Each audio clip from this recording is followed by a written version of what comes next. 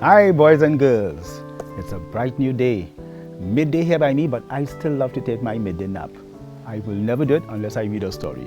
I hope you enjoy this from our Uncle Duffy Story Time book. So let's do this. This is a story about Harry. Harry. Now, Harry was an 8-year-old boy. He was bright. He was doing well at school and at home. Mommy and Daddy were happy with his performance, and he was great. There was only one problem that Harry had, is that he liked to have his own way. He was always polite. He would say, yes, Mommy, yes, Daddy. But oh boy, Harry does what pleases him.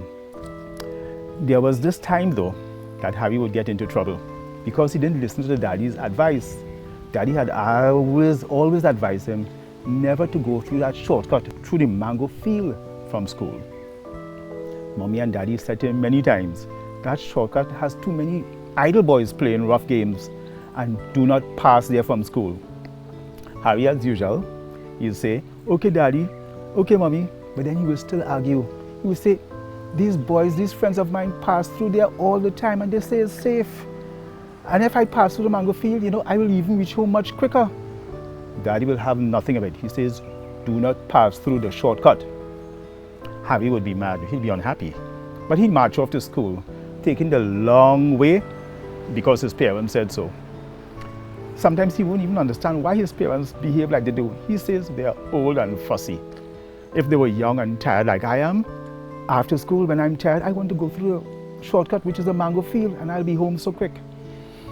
That was Harry. So one afternoon, Harry speaking to himself, he says, I'll be safe, I'm a big boy. And after school, on my way home, I will take the shortcut through the mango field. Wow, Harry. The thing is, Harry did. And he even made it home quicker. He was safe too, safe and sound. The thing is, he didn't tell Mommy and Daddy where he passed. And he felt so good about himself. He was pleased. The next day, Harry did the same thing. He went through the mango field shortcut. At least he did it a few times, saying to himself, Mommy and Daddy are so old-timeish. They are so scared about this, they're so scared about that. But I'm fine. I'm a brave boy, he says to himself. But this Thursday afternoon, it wasn't the same. After school, while Harry walking through his favorite shortcut, he noticed some boys playing scooch. They were picking mangoes off the ground and pelting at one another. Now that was a rough game. They weren't even using a ball. Harry decided he's going to pass at the side safely of the track to ensure that he doesn't get hit. But one of the boys noticed him and shouted, there's Harry, let's scooch him. Pelt him, they said. The boys shouted and they laughed as they chased him through the mango field. Harry ran as fast as he could, running while they chased and he ran. And then all of a sudden, boop! Harry got hit at the back of his head. He felt the pain, his eyesight got blurry, and he collapsed to the ground. Oh, that was crazy. The boys crowded around him, frightened. They didn't mean to hurt him. Now they were all scared because Harry was on the ground and not moving. Someone had pelted a stone rather than a mango, which hit Harry at the back of his head. It was a nasty blow. He was bleeding and he was barely able to move. His vision was blurred and he could hardly see. Two of the bigger boys lifted him and carried him home to his house. Knocking at the door, Mother opened, only to see poor Harry bleeding and groaning in pain.